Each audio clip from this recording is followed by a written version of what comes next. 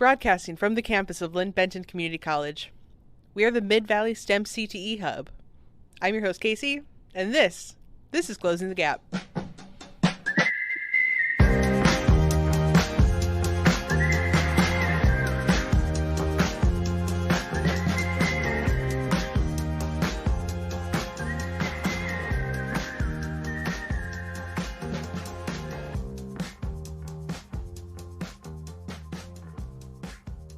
Hi, listeners.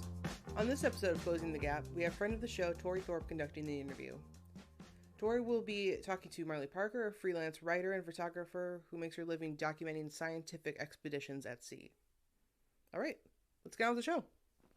All right, so hi, Marley.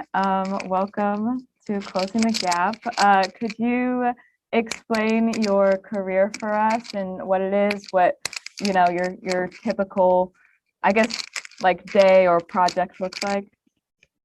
Yeah, well, first off, I just wanted to say thank you all so much for having me. I'm really excited to be here. I think this is an awesome podcast and I'm really happy to be a part of it. My name is Marley and I am a full-time freelance science communicator, and that involves quite a few different types of roles. I'm a professional photographer, videographer, and science writer, so I do a little bit of everything. And the types of projects that I typically specialize in involve documenting marine science and oceanography research. So I spend a lot of time going to sea and working on research vessels with different teams of scientists. And you run your own business, right, as well, because you're freelance? I do, yeah. So I have, I've been a full-time freelancer for 4 years. So I have my own LLC, and that's how I get contracted to work for different organizations. Okay, could you just describe your background, your training, your educational experience that went into your job in your field that you're in now? Yeah, for sure. So I have a degree, just a bachelor's degree in journalism, and specifically photojournalism and multimedia production was kind of my concentration in college. I also minored in Spanish, which has come in handy a lot for the international work that I do. And that's really the only formal higher education I have. But since college and since getting more into science communication and working in remote places, I have done some additional trainings, like, getting certified to scuba dive, getting a license to fly drones, doing a wilderness first responders certification. So I've done quite a few trainings here and there since, I graduated from college that have really helped to beef up my skills for the type of work I do now. Right. And do you feel like your college education prepared you for the scientific kind of research you're doing now, or did you kind of have to navigate that on your own? That is such a good question. I had no idea that I was going to go into science communication when I was a college student. I knew that I wanted to do some sort of journalism, storytelling. But yeah, I only took one science class in college, and I really often wish that I could go back and take more science classes or take a science writing class. I really had to learn a lot of that on the job several years after I graduated. So I did get really great training for media production and professional photography skills and video skills and all of that, but I did not get any sort of specific science communication training in college. That's all been kind of self-taught on the job. Mm-hmm. And has that been difficult or hard to navigate, or do you feel like it comes kind of naturally?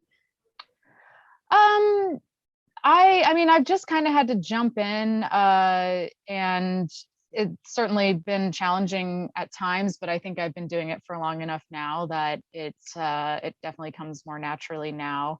I think part of the biggest thing with my journalism training was learning how to ask really good questions. And so when I did have to just jump into doing science writing in particular, I just learned really quickly how to ask good questions and really break down and translate scientific jargon into something that was more of a narrative and more of a story. Right, that makes sense. So kind of piggybacking off of that, in terms of challenges and like transitions and stuff, what was it like transitioning from being an employee to a completely self-employed person and freelancing?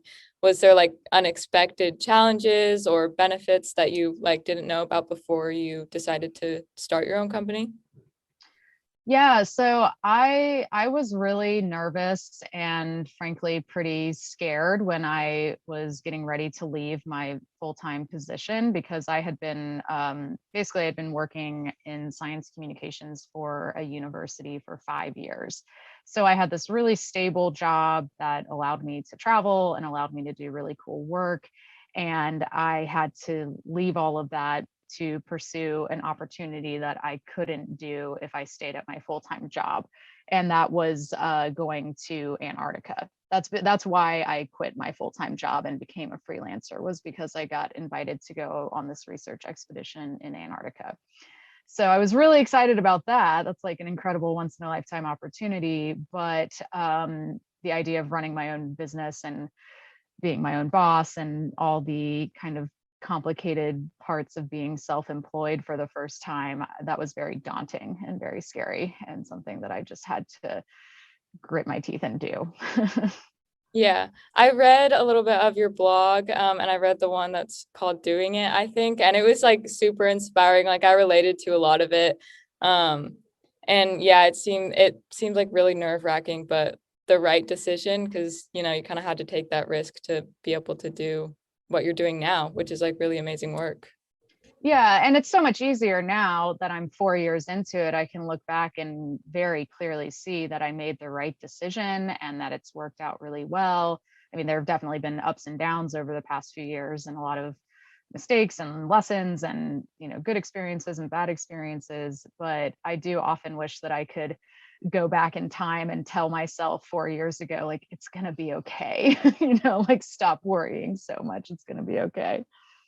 Yeah, and I think that's something that a lot of women that are going to STEM kind of experience, like that nervousness of doing something completely unknown and like different to, what they're basically, what's basically nailed into their brains growing up. Yeah, I'm all about going down the untraditional path now. It's hard to do, but it's very, very rewarding for sure. Yeah. What is it like working at the intersection of like journalism and photography and then science? Is it like, is there a clear divide between like the liberal arts side of you and the STEM field side of you, or does it feel like it kind of combines? It feels pretty integrated at this point because I have been focused on doing, scientific storytelling for the better part of a decade now. Between my old job and my freelance career, that's all been focused around telling stories about science. But sorry, can you repeat the first part of the question again? Oh, yeah, just the intersection between like journalism, photography, and design, and just how those two kind of like mesh together. Yeah, I mean, what I often tell people when I'm trying to briefly describe the work that I do is, I think I mentioned earlier, taking some of the scientific jargon and really research heavy language and then translating that into a compelling narrative that people can relate to and connect with, even if they don't have a PhD. So, using the skills of storytelling, whether it's really beautiful photographs or, just a well-written blog post or a cool video, all of those things just really help to show science in a different way than people would find, trying to read a paper in a research publication or something. So yeah, I feel really fortunate to have, both the journalistic skills and enough scientific understanding to make that happen. Yeah, that makes a lot of sense. Is there, so you've mentioned imposter syndrome like in your blogs and stuff and how you struggle with that. Um, have you noticed that it's different like when you were employed and doing journalism, or when you were studying just journalism and not science? And now when you are, going out on these expeditions and like exploring with scientists, do you feel like it's a different type of imposter syndrome or a different type of like prejudice or discrimination you face, or do you think that it is pretty consistent throughout? Yeah, I mean, I'm very open and honest and communicative about the imposter syndrome stuff and just, general insecurities, because I think that's something that so many people deal with, and especially young women deal with. And I just want people to know that they're not the only ones experiencing that. And yeah, I mean, when I was in my journalism program, well over a decade ago, it was highly competitive, and all of my professors were old white men, and all of the best students in the program were white men, and it was, just very kind of old school traditional in that setting. And then, unfortunately, as we all know, in many of the sciences and also in science communication, there are a lot of old white men and people that are not necessarily young women or minorities. So it's really challenging at times to deal with that and to deal with some of the attitudes of people who think that you're too young or too inexperienced or don't know what you're doing, and just trying to continue to believe in yourself and do good work even when people are being, kind of negative in that way. It's definitely a challenge. Right. Have you had any specific instances where you've had to like confront someone or someone has like kind of directly targeted you or yeah. Yep. I was working on a research vessel in the Galapagos Islands one time, and there were some men on board. I can't even remember what their positions were. I think they were from the national park down there. And they were huddled together speaking in Spanish about how and why they didn't think that I should be on board with my camera. They didn't want me taking pictures. If I was going to take pictures, they needed to, approve all of them before the pictures went anywhere. They basically were just talking about how they didn't want me there and they didn't trust me.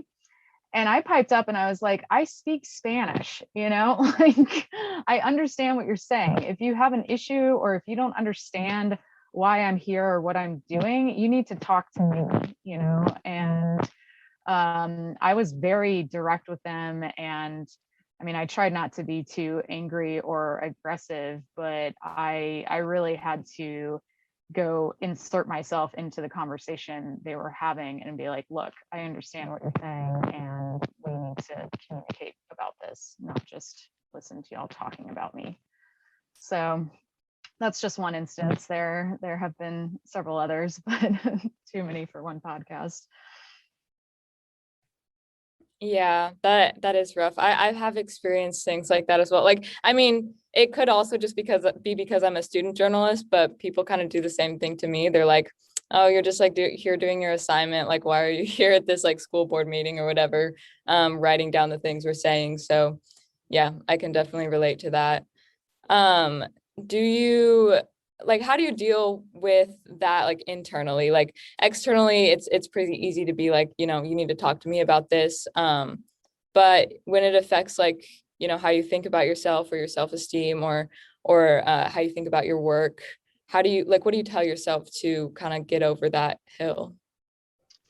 Yeah, I mean, there have been plenty of other instances where I've been, working as part of a team on a ship and I made a mistake or did something wrong, or, there's always instances where it's, it's my fault and I internalize that.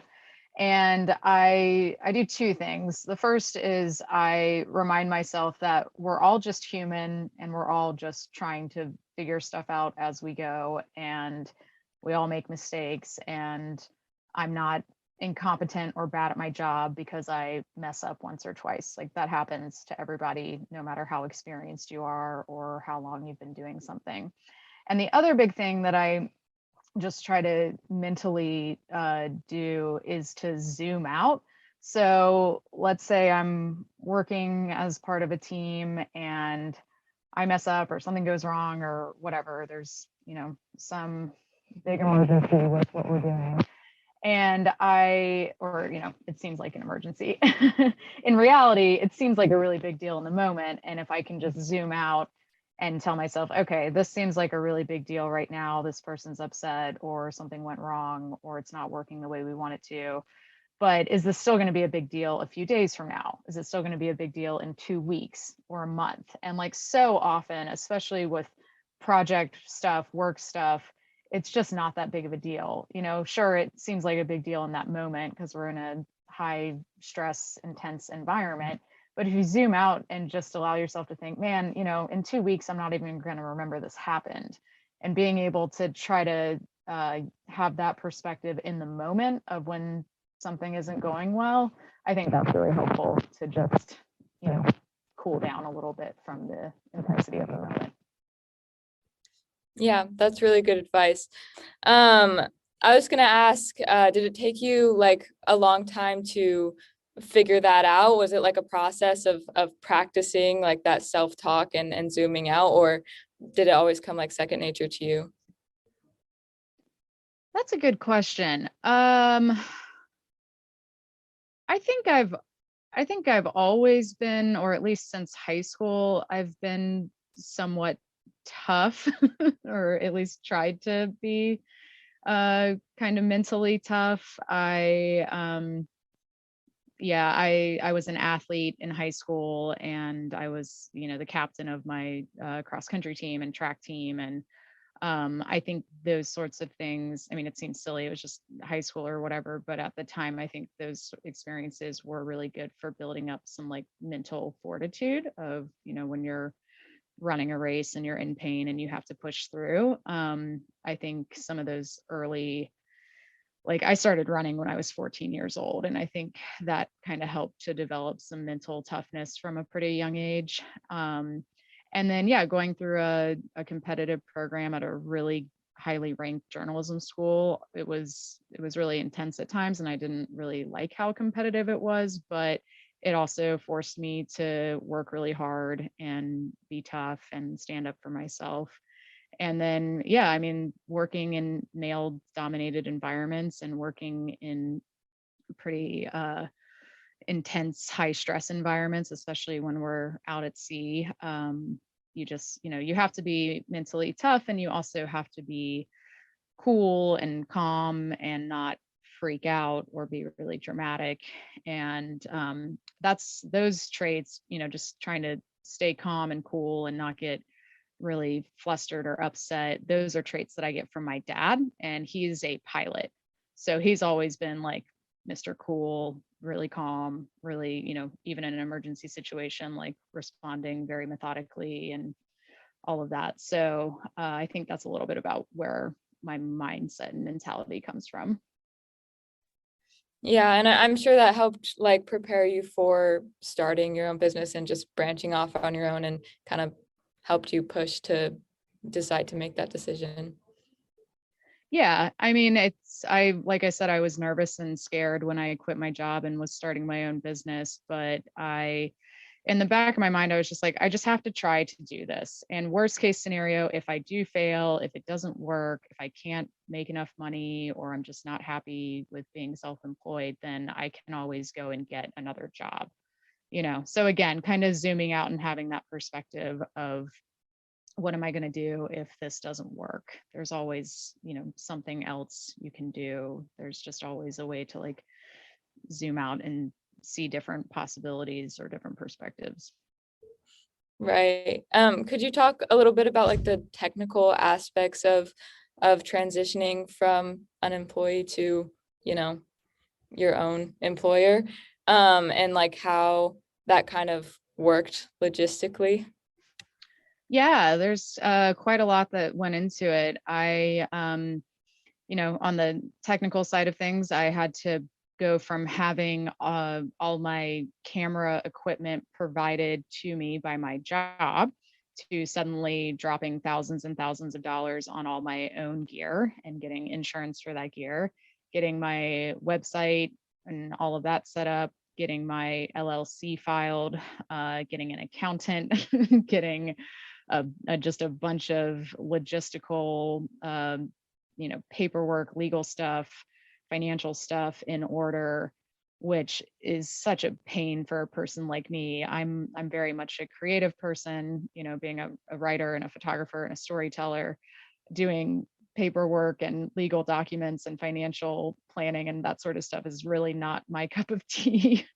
But it's just the stuff you have to do in order to be able to build your own business and get started. And I think the biggest thing for all of that process was being able to ask for help and having just finding people. If I didn't already have people in my life, finding people who could help me navigate all of that unknown territory. And I did so much of it on my own, but I also had a lot of people help point me in the right direction or connect me with somebody who was more knowledgeable about that sort of stuff. So I guess my biggest advice for somebody doing that would be, don't be ashamed or afraid to ask for help. Yeah, I think that's really good advice. I think a lot of people equate like mental fortitude with doing everything on your own and being independent, like completely all the time. But yeah, I think it actually shows a lot of mental strength to ask for help and like go to people that can actively, improve upon what you're building. Yeah, definitely. What are some of the moments in your career that you felt like the most pride or like the most sense of accomplishment so far? Yeah, there have been a lot of awesome moments. Obviously, going to Antarctica was an incredible experience. I got to spend my 30th birthday down there, and that being the very first expedition of my full-time freelance career felt like a big turning point. And then, getting my scuba diving certification. I'll never forget the first time I was able to breathe underwater, and then very shortly thereafter being able to take photos and film underwater was a big turning point in my career. And the same with all the technical skills that I've gained, being able to go from getting my drone pilot's license to suddenly flying a drone in the middle of the ocean was something I never thought I would do. That's another one of those moments where, if you had told me when I was in journalism school that 10 years from now, you're going to be flying drones off of a ship in the middle of the ocean, like that's going to be your job, I never would have believed that. I hardly even knew what a drone was when I was a student back in like 2008, 2009. So there's just so many moments like that that are kind of surreal. Like if you had told me years ago this is the type of work I would end up doing, I just never could have imagined it. Yeah, I think that's definitely one of the important things about like getting job opportunity knowledge out there. Like there's so many jobs that people just don't know about in STEM fields, and a lot of women, pursue what they think they should instead of like branching out, because there's just so much stigma around STEM fields and exploring that kind of thing and just kind of going into the unknown. Yeah, definitely. There's so many more options and opportunities out there for different types of jobs that we just don't even know exist. And I hope that we can change that because there's just so many cool things out there. Yeah. So when you like transitioned from doing who were you writing for before? I don't know if you want to answer that, but like what kind of stuff were you writing before you were invited to Antarctica? So my full-time job was my job title was a communications specialist for the Office of Research Communications at UNC Chapel Hill. And Chapel Hill is also where I went to undergrad. And it just happened to be where I got my first job after college, which was an internship kind of thing. And then about a year and a half after that, I got this full-time position working in research communications. And so that was actually a pretty cool job because it allowed me to interview researchers from different parts of the university, different departments. And I would interview cancer researchers about different treatments that they were developing, or public health researchers, or people in the geology department or the marine science department, like all different types of science. So that's really how I honed my skills with science writing and figuring out how to take scientific information and turn it into a story, not just with writing, but also with video and photo essays and that sort of stuff as well. Yeah, that makes sense. So what were the circumstances that led to you being invited to go on expedition, or like go and explore with researchers and actually come along with them? Yeah, so one of the most defining moments of my career happened while I was still at working for UNC years before I started my freelance business. I was invited to join a research expedition in southern Chile, and it was a group of geophysicists and geologists that were working on a volcano, one of the most active volcanoes in South America. And they were doing this expedition to install seismometers and collect a bunch of seismic data on this big volcano. And one of the chief scientists really wanted to document the expedition and take along somebody who could take photos and film video and also speak Spanish because they were in Chile. And this chief scientist was at UNC, so he came to our office and asked if there was anybody who could do that. And I obviously raised my hand and was like, yeah, that sounds awesome. I would love to do that. And it was 10 days in Chile documenting this incredible work on a volcano, working in a landscape like unlike anything I'd ever seen before. And that was really one of those moments where I thought, this is the type of work I want to be doing. It's cool interviewing scientists in a lab or whatever, but this is completely different. And this is, this incredible adventure stuff is what I really want to be doing. Yeah, that is a very defining moment that you were invited on that and kind of spoke up and got to do that. Are there any future projects or endeavors that you have your sights set on? Do you have any goals for the future moving forward? Yes, my biggest, most ambitious goal right now is writing a book. I've sat down and started writing. I have so many stories from so many places now, and I always thought that I would actually write a book later in life as an older woman reflecting on all these cool things I've done. But I'm realizing now if I don't write it all down now, I'm not going to remember any of it, decades from now, or not remember the details I want to remember. So yeah, I'm trying to write a book, and I really want to do that in, the very near future, like get that out there in the next year or two, and share my story and share what I've learned, and hopefully not just write one book, but write several books over the course of my life. Writing was my first love when it came to storytelling. I started writing stories, like little adventure stories, actually, when I was 7 or 8 years old. So writing a book is the big goal for right now. And you're a public speaker as well, right? What has that experience been like for you? Yeah, that's just another great example of not being able to predict the future and not knowing, what you're a professional in right now might be different from what may not include what you professionally do years from now. I never knew that when I started my freelance career that it would include regular public speaking, but it definitely has. I just had the opportunity to speak at my first conference, and that was Science Talk in Portland, Oregon. And it was awesome. It was a super empowering, affirming experience. It's it can feel very vulnerable to get up in front of people and share your story and say, these are the experiences I've had and this is what I've learned from it. And I was nervous doing that in front of a room full of professional colleagues for the first time, because most of the other public speaking I've done has been with college students, where I just, I go to classrooms and I talk to them about what I do. And here's one example of a really cool career you can have. Just keep your mind open to different possibilities when you're thinking about jobs and careers. That's the message I kind of give them.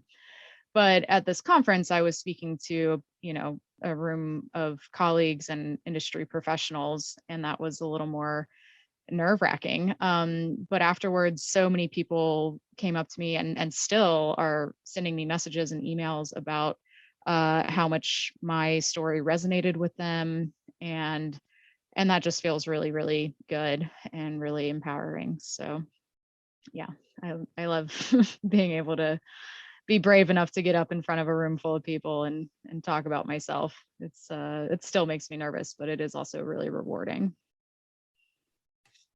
Yeah, it definitely seems like you've kind of branched out and done things that scare you that have had like huge payouts for you, which is fantastic and very inspiring.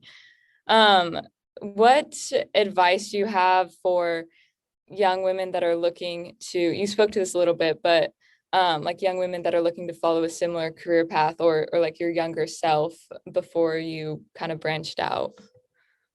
Yeah, this is such a great question, and a topic that I really, really care about. I think the biggest message that young women need to hear over and over again is believe in yourself, and just, persist and believe in yourself as much as possible. And, there will always be imposter syndrome. There will always be doubts. There will always be insecurities, even when you've been doing something for years, even after you get your degree, even after you get hired. There's always going to be these times where you question and think you're not good enough, and you just have to believe in yourself and keep going. And yeah, like I said earlier, if I could go back and tell my younger self some advice, it would be to, you are to basically say you are more brave and bold and capable than you realize, and then you give yourself credit for. So that's a message I still need to tell myself and remind myself of some days, and definitely a message that I think a lot of young women need to hear. And that's also a big part of what I try to convey in the talks that I give, in the blog posts that I write, in the book that I'm going to write. That is definitely one of the fundamental messages I want to convey with as many people as possible. Right. And I mean, I think that's fantastic advice. I agree that a lot of women need to hear that. I need to hear that. Do you have like any ideas or things that you think can be done to kind of spread the word to women about the career options in STEM fields, or like about branching out to maybe something that scares them, or a different sort of career that they don't know about? Yeah, I mean, that's another great question, and something I've thought about a lot. It's one of the reasons that I go to college classrooms a couple times a year to talk to students specifically about that. Like, here's my experience. Here's my story of, the type of work I do now is something I literally didn't know existed when I was a college student. So just, trying to share my story is one small way to reach a couple people. But it's all about how do we expand that and reach lots and lots and lots of young people with just the idea that there are so many more opportunities out there than they realize. I wish I had like a perfect answer for how do we fix this problem. I really don't. I think there are lots of great initiatives. I think podcasts like this one are a great start. I really think there should just be a class or a series of classes, like even just a seminar or something required for late high school students or early college students about, careers that you don't know about. And here are opportunities in careers you've never heard of, but are actually really amazing. And just getting students out of this idea that if you don't become a doctor or a lawyer, you're not going to be successful in life, or fulfilled or any of that. So yeah, there's so many different things we need to do to reach young people in this way. But I don't know all of them off the top of my head. Yeah, there are definitely a lot of things that should probably have been done a long time ago. I really like the class idea. I definitely, like earlier in high school, I am very interested in both journalism and art fields. And I thought I had to choose one. I thought it was like, okay, well, I should probably choose journalism and then just have art be my hobby. But there's like a bunch of unique careers that like no one had ever told me about that I just researched on my own that combine the two into like something that I feel like I would be strong at. And I feel like there's a lot of people that are in that situation where they feel like they have to choose something that they're either mildly interested in or they have other passions that outweigh it. But yeah, you don't really have to choose. I feel like there's enough options that you can pretty much combine like any skills or hobbies or wants that you want to. Yeah. And I think another big part of the problem for young people, especially here in the United States, is that you're expected to go directly from high school to college. And then as soon as you get to college, you're expected to pick a major and decide what you're going to do with the rest of your life when you're 18 years old. I think that's ridiculous. I knew from a young age that I wanted to pursue journalism and, be a professional storyteller. But obviously, and I am that, and I'm very fortunate that I had that vision from a young age, but even that has evolved and changed so much over the past decade. And to expect all young people to have that sort of direct focus and vision of exactly what they're going to do or what they're best at or what their skills and passion and, the intersection of all those things. I just think there are so many young people who need a little more time to figure that out before they should be forced to pick a major and pick a direction to stick with and pay a lot of money to get a degree in. Yeah, I definitely have seen a lot of people considering gap years. There's so many people in my high school right now that are afraid to take a gap year, or their parents tell them that they can't take a gap year. And it's like, so your parents want to send you to college for a lot of money instead of just letting you take a gap year and figure out what you want to do or what direction you want to go in. It's definitely really frustrating to see that. Yeah. I would love to see that expectation in society change, because I don't think that's serving a lot of young people. Yeah, no, I completely agree. For the last question I have for you, it's just a fun one. What do you like to do in your spare time for fun? Yeah, that's a great question. I obviously spend a lot of time working on or near the ocean, and I absolutely love the ocean and I love working with marine scientists, but I also really love the mountains. So, especially after I've been at sea for a month or two, I often go straight to the mountains to go hiking, camping, just be out in the wilderness. And that always really feels like a wonderful reset and just kind of, I call it like a soul revival. It's just a very refreshing and empowering experience to be out in the woods. Sometimes I go hike a really steep trail before the sun rises, and I take my camera and get up to the top of this mountain right as the sun's coming up and take pictures. And that's something that I've done for years, and it's almost become like a bit of a ritual for me. And it's just a really good way to check in with myself, remind myself that I'm strong and capable, and that I really love being out in the natural world. And it's really amazing.